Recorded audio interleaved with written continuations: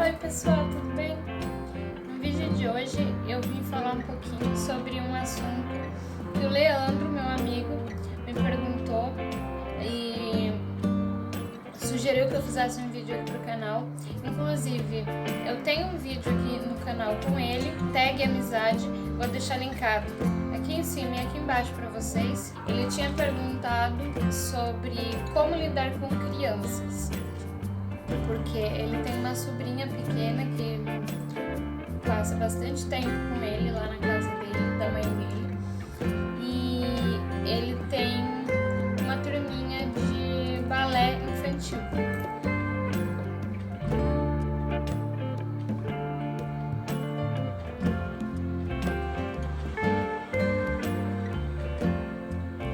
Para quem não sabe, ele é bailarino e ele é professor de balé.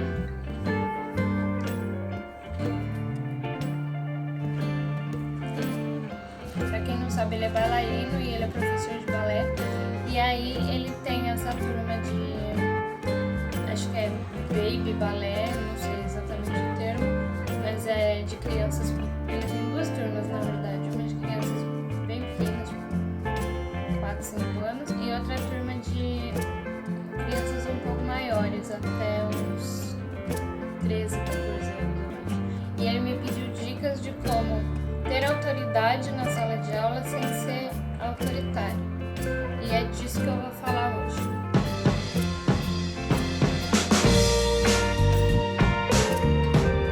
E aí eu vou aproveitar esse vídeo para começar um quadro novo aqui no canal, que é o quadro Pedagogia. Vocês já devem ter visto, quem me acompanha há mais tempo, que eu tenho alguns vídeos no canal com esse nome, e ele tá voltando. Esse quadro está voltando para o canal em outro formato, mas num formato de bate-papo, de assuntos relacionados ao curso de pedagogia, a práticas pedagógicas e a faixas etárias, enfim. Então vocês podem deixar perguntinhas aqui e sugestões de vídeo do que vocês têm curiosidade ou do que vocês querem saber sobre o tema da pedagogia. Desde o curso de pedagogia, as áreas de atuação, questões como essa, bem específicas e relacionadas a crianças, sobre o meu TCC, enfim, fica aberto aí para vocês deixarem suas sugestões e suas dúvidas aqui embaixo. E aí, para eu responder essa questão de como ter autoridade sem ser autoritário, eu vou listar para vocês alguns itens que para mim fazem muito sentido quando eu penso em autoridade em sala de aula. E a primeira é que, para mim, o ter autoridade tem muito mais sentido quando ele está carregado de afeto. Então, você tratar as crianças com carinho, elas sentirem que você gosta delas e você fazer o seu trabalho com carinho, com amor, com dedicação, trazer as crianças para mais perto de você e se abrir realmente a não ser só um professor, mas ser um amigo das crianças, me faz todo sentido quando eu penso em não apelar para o autoritarismo. Porque o que eu sinto, inclusive nos meus estágios que eu tive, é que a criança ela te respeita muito mais, porque são coisas diferentes. No autoritarismo, a criança ela tem medo de você, por isso que ela faz o que você quer.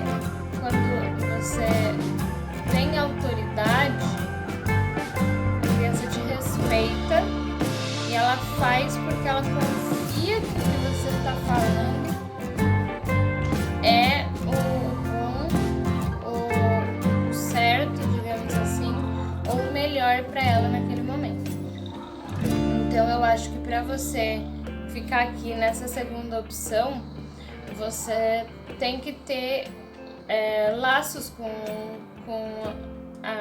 as crianças, porque se você não tem um mínimo de aproximação com elas, delas, como que elas vão confiar em você para esse tipo de coisa e de entender que o que você fala é o melhor para ela naquele momento. Então, quando você age assim, dessa forma mais amorosa, mais afetuosa, os desafios da sala de aula ainda acontecem, as crianças ainda te desafiam, só que com muito menos frequência, e eles pensam 2 vezes, porque eles pensam se isso é uma coisa boa, se eles gostariam que isso fosse feito com eles, e se você iria gostar que eles fizessem aquilo. Então, eles acabam desenvolvendo um senso crítico para as atitudes e para as ações deles muito maior. E aí, como segundo ponto, eu trouxe a icônica frase do Pequeno Príncipe, que é: tu te tornas eternamente responsável por aquilo que cativas. Eu trouxe essa frase, inclusive, em um relatório de estágio que eu fiz no último semestre, antes de eu me formar. E eu trouxe isso porque eu comecei a perceber muito fortemente a importância do cativar na sala de aula. Porque é quando você cativa o outro, quando você se aproxima do outro e quando você conhece o outro e deixa o outro te conhecer, é que você consegue acessar o outro para que ele te respeite. O que casa muito bem com o item do afeto. E aí, para mim, é um ponto muitíssimo importante esse e muito necessário, o cativar do professor. Porque ele tem que saber que para ele conseguir cativar a criança, ele tem que acessar o mundo da criança e deixar que a criança acesse o mundo dele. Tem que ser uma via de mão dupla. Não dá para ser uma via de mão única, só o professor entra em contato com a criança ou só a criança entra em contato com o professor. E isso exige tempo. E às vezes os tempos da criança não são os mesmos tempos que os nossos. Então a gente tem que pensar como que a gente vai fazer para cativar essa criança, como que a gente vai fazer para se aproximar dela, para fazer com que ela confie na gente. E aí essa coisa do se aproximar, do cativar, me leva para o terceiro item, que é o ser professor. É uma profissão que te exige muita paciência, porque, como eu falei, muitas vezes o tempo da criança, o tempo do estudante não é o seu tempo, e a gente tem que entender isso para fugir daquela coisa de achar que toda criança tem que chegar em determinado conhecimento, em determinado momento, em determinada idade, em determinado ano, enfim. Porque o importante, na verdade, tem que ser que a criança evoluiu.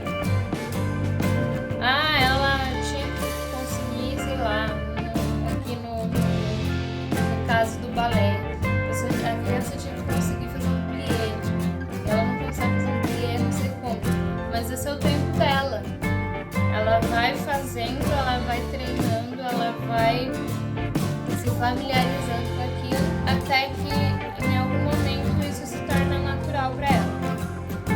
Então, a paciência, inclusive, nesse momento da aproximação, é um item muito importante para você conseguir ter autoridade sem ser autoritário, porque ser autoritário, na verdade, é o caminho simples. Pra mim não é nem um pouco simples, porque eu sei lá, tá fora dos meus princípios ser autoritário na sala de aula. Mas o ser autoritário para muita gente é o caminho mais simples, porque a criança tem que fazer porque você mandou ela fazer, e é isso, pronto, e acabou. A criança não entende por que ela tem que fazer, a criança não entende o que você está querendo dizer ou o que você está querendo fazer com aquilo. Para mim, inclusive, é muito importante que ela entenda o porquê que você quer que ela faça aquilo. Aprender a fazer plié é tão importante para ela. Se ela quer virar uma bailarina profissional, ou se ela quer melhorar a dança dela, ela tem que saber fazer plié, porque plié ajuda na pirueta, plié ajuda no salto. E aí, ela entendendo isso, ela vai fazer plié porque ela sabe por que ela tem que fazer plié. Ela não vai fazer plié à toa porque o professor está mandando ela fazer plié, por exemplo. Então, é muito importante entender os diferentes tempos e os diferentes espaços e interesses da criança. Porque às vezes também acontece de que a gente quer que a criança faça uma coisa que pra gente faz sentido, mas que pra ela não faz.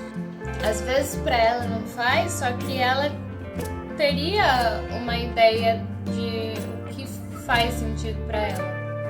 E aí a gente entra num outro ponto, que é ser criativo e ser lúdico nas aulas, principalmente para crianças pequenas, mas na verdade para qualquer idade, seja para criança, seja para adulto. A ludicidade é sempre muito importante, porque é muito mais legal quando você faz uma coisa descontraída, uma coisa que nem parece que você está super estudando no sentido ruim, entre aspas, do termo, daquela coisa maçante, do que quando você está fazendo a coisa maçante.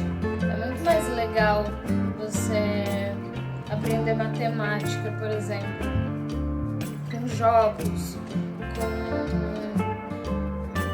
plataformas digitais, com celular, com jogo de tabuleiro, sei lá, do que você aprender matemática fazendo continha na lousa e no caderno.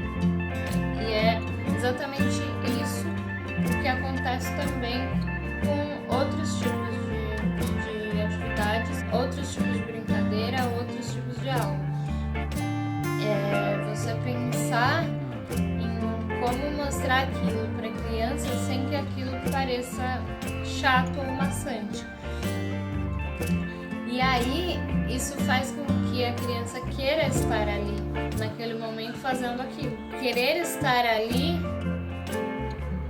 faz muito sentido quando a gente pensa no ser autoritário ou no ter autoridade, porque quando a criança quer estar ali, ela também te respeita, porque ela sabe que, teoricamente, você é uma pessoa que vai ajudar ela a se desenvolver naquilo que ela está buscando. Entre uma coisa que é a troca, que é o meu 1, 2, 3, 4, 5 item, que é a troca. A sala de aula, ela precisa ser um espaço de troca de experiências,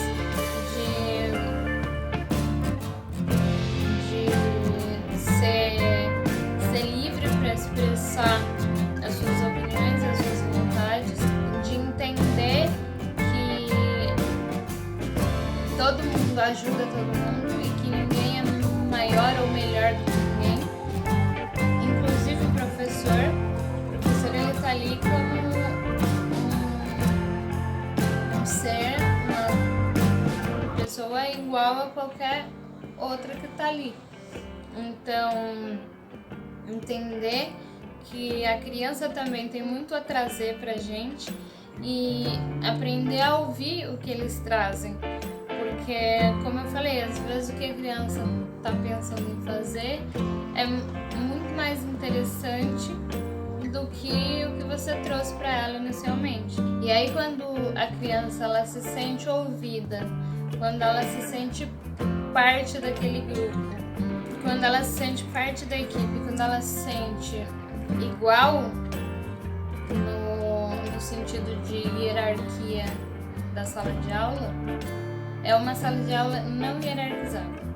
E aí quando ela se sente igual ali no espaço, com a mesma oportunidade de voz, ela também vai saber respeitar mais tanto o professor quanto os colegas.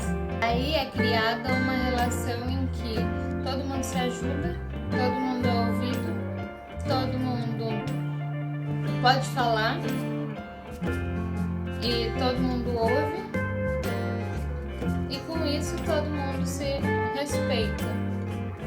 Claro que uma hora ou outra sempre vai ter algum detalhe, algum mal entendido ou algum desafio, mas tendo o afeto como base, o cativar, fica tudo muito mais fácil. Eu espero muito que esse vídeo tenha ajudado você tenha gostado. Se você conhece alguém que pode gostar desse conteúdo, ou se você acha que esse conteúdo pode ser útil para alguém, compartilha nas redes sociais, compartilha para essas pessoas, comenta aqui embaixo o que você achou e sugestões de outros temas para o quadro Pedagogia.